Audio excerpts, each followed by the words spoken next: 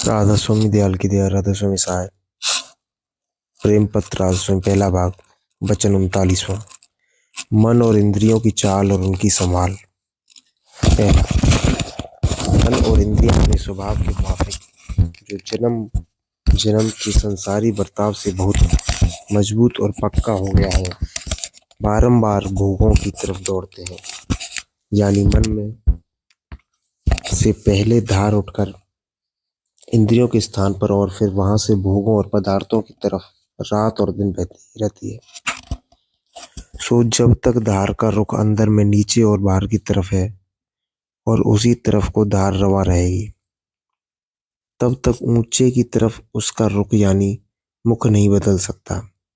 और न उस तरफ को चल सकती है। इस वास्ते राधास्वामी मत के अभ्यासियों को मुनासिब है कि इस धार की संभाल रखें, यानी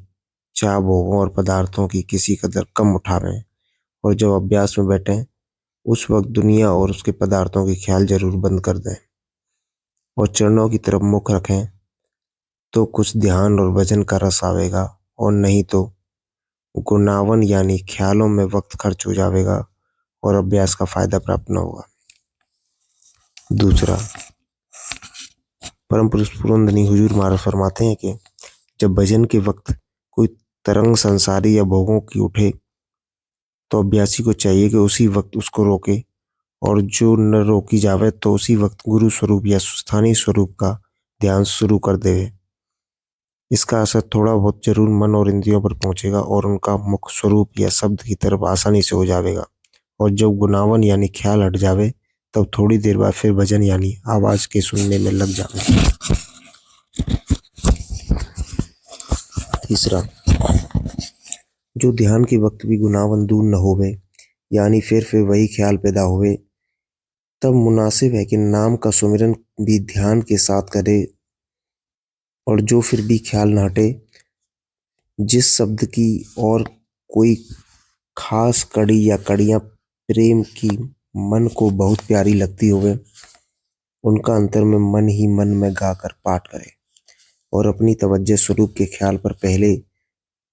स्थान सहज दल कौल पर जमाए रखे। जब मन इस काम में लग जाएगा तब गुनावन और ख्याल को छोड़ देगा और मन में थोड़ा बहुत प्रेम जाहिर होगा और शब्द की भी आवाज उस वक्त साफ सुनाई देगी और अभ्यास का थोड़ा बहुत रस आवेगा। चौथा, हुजूर महाराज फरमाते हैं कि मन से एक वक्त में एक ही काम हो सकता है। इस वास्ते अभ्यासी को मुनासिब है कि जब भजन में न लगे तब उसको ध्यान में लगावे, और जो ध्यान में भी अच्छी तरह न लगे और प्रेम की कड़ियां गाकर भी ख्याल को न छोड़े तो सिर्फ सुमिरन करे इस तरकीब से कि मुकाम सा नाफ या हृदय से नाम की धुन अंदर ही अंदर या थोड़ी आवाज के साथ उठावे और हृदय और कंठ चक्र के स्थान पर एक एक हिस्सा नाम का उच्चारण करता हुआ सहज धवल कवल के स्थान या त्रिकुटी में ठहरावे,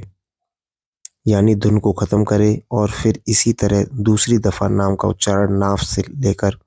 सहज दल कवल तक करे, यानी 4 हिस्से करके एक एक हिस्सा नाम का उच्चारण एक एक चक्र के मुकाम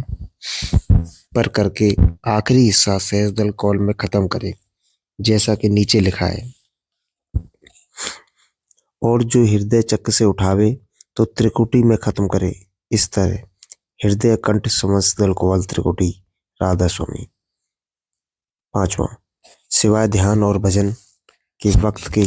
और किसी वक्त जो मन में हिलोर संसारी तरंग की उठे या तरंग पैदा होवे और वह तरंग मुनासिब नहीं है, गैर वाजिब और बेफायदा है, तो मुनासिब है कि उस वक्त फौरन गुरु स्वरूप या स्थानीय स्वरूप का ख्याल करे और अंतर में तवज्जो अपनी ऊपर की तरफ यानी सहज दल कौल या त्रिकुटी की तरफ फेरे, तो उस वक्त फौरन वह हिलोर या तरंग बंद हो जाएगी। और शर्त यह है कि अभ्यासी का प्रेम थोड़ा बहुत गुरु स्वरूप में होवे या शब्द में होवे या अंतर में ऊंचे की तरफ तवज्जो फेरने में कोई दिन के अभ्यास की आदत से रस आता होवे। छठवां, परम पुरुष पूरनदनी हुजूर महाराज फरमाते हैं कि जिस किसी का गुरु स्वरूप में प्यार और भाव कम है या नहीं है और न शब्द में अभी कुछ रस आया है तो उसको चाहिए कि जब कोई तरंग नाकिस मन में उठे तो उसको भजन और ध्यान की हानि और नरकों और 84 के दुखों का डर दिखलाकर रोके। जो इस बात की संतों के वचन के मुआफिक थोड़ी बहुत प्रतीत है, तो भी मन और इंद्रियां डर के सबब से रुक जावेंगी और तरंग भी हट जावेगी। 7वां, अभ्यासी को मुनासिब है कि अपने मन और उसकी चाल की हर वक्त निगरानी और चौकीदारी रखे कि फिजूल और नामुनासिब जगह न जावे और न ऐसे कामों का ख्याल उठावे। तब जो अभ्यास दफा 6 में लिखा है उससे बन पड़ेगा, और नहीं तो उसकी खबर भी नहीं होगी कि उसके मन और इंद्रियां किन बातों और किन कामों में भन रहे हैं, बल्कि वह उन बातों और कामों का ख्याल के साथ अपने मन में रस लावेगा और उस ख्याल को जब तक वह अंदर में जारी रहेगा और उसका पूरा रस नहीं लेवेगा, नहीं छोड़ेगा। यह हालत कुल संसारी जीवों की ही है, और जो ऐसी ही परमार्थी जीव की भी ये हुई है, तो उसमें अभी संसारी स्वभाव विशेष है, उसकी कार्यवाही परमार्थी दुरुस्त नहीं कही जा सकती। वचन 8वां, परमार्थ की तरक्की के वास्ते और अभ्यास में रस मिलने के लिए जरूर है कि अभ्यासी अपने मन और इंद्रियों की चाल पर नजर रखे और जहाँ तक मुमकिन होवे उनको बाहर की तरफ फिजूल और नामुनासिब धार बहाने से रोकता रहे, और जिस कदर बने अंतर में ऊंचे की तरफ चलने और चढ़ने की आदत डाले, तो कोई दिन के अभ्यास से यह आदत पक्की और मजबूत होती जाएगी, क्योंकि इंद्रियों की तरफ और संसार में भी सूरत और मन की आदत और अभ्यास करके लगे हैं। और जब दूसरी आदत डाली जाएगी और उसका अभ्यास किया जाएगा, तब इनका मुख ऊपर की तरफ आहिस्ता आहिस्ता बदल जाएगा और परमार्थ की तरक्की मालूम होने लगेगी।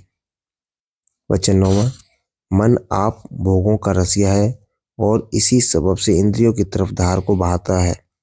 और जब समझ और विचार के साथ अपने परमार्थ के नफे और फायदे की कदर जानेगा, तब होशियार हो जाएगा और पुरानी आदत को आहिस्ता आहिस्ता छोड़ता जाएगा और चंचलता और मलिनता को कम करता हुआ स्वरूप के ध्यान में और शब्द की आवाज में उमंग और प्रेम के साथ लगाता जाएगा। इसी तरह एक दिन पूरा काम बन जाएगा। राधा स्वामी दयाल की दया, राधा स्वामी, राधा स्वामी।